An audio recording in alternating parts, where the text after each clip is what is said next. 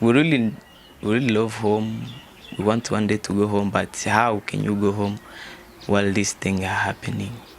No way, but we want peace for our family that are there, for young kids, that is the future, like we're killing the future of young people. A humble plea by a man who finds himself thousands of kilometers away from home. Born in a family of 5 but raised by his grandmother and paternal uncle, Bokoro recalls how his upbringing was characterized by having to survive possible harm or kidnapping by different rebel groups. So they were forcing even young people to be with them in rebel stuff. So they will force you and you don't have anything to do, like you don't have help, so you will just join them.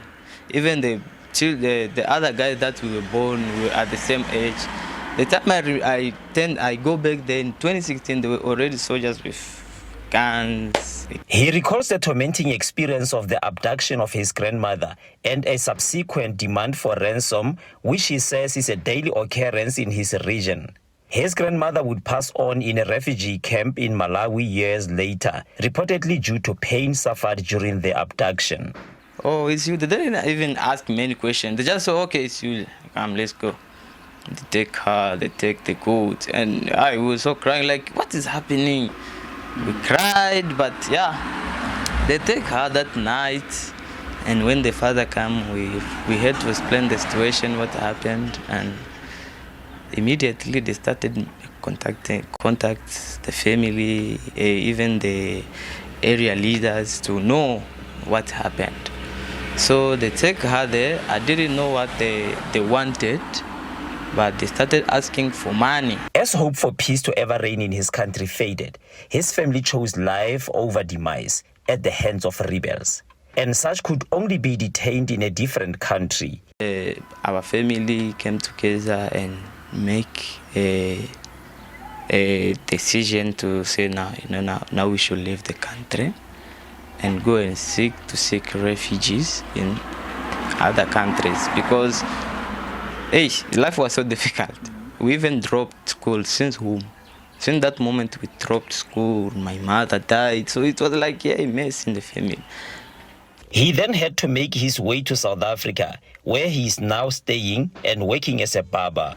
I came in South Africa to not to stay for long or forever, but to just see, because I once lived in Mozambique, just to see how much I can make to support them. I lived in Mozambique, I reached Zimbabwe, and then in Zimbabwe we came, and until now I reach here. And my first time in South Africa, I spent my 3 months in Msina, the Home Affairs, so that I can get the papers.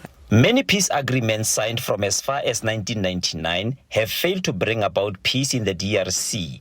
Instead, blood continues to be shed and dreams destroyed. My dreams I always wanted to be a doctor, actually. A doctor, yeah. That's what I always wanted to do, to be in the future. But yeah, those situations in life, we feared about their life, because those guys, they could even end up all the family, killing all the family, and no one is there to help you, so yeah. All that Andrea Bokoro and millions of other citizens of the DRC are asking for is for an end to war and a successful return of those in refugee camps in many African countries. Itumeleng Khajane, SABC News, Mahikeng.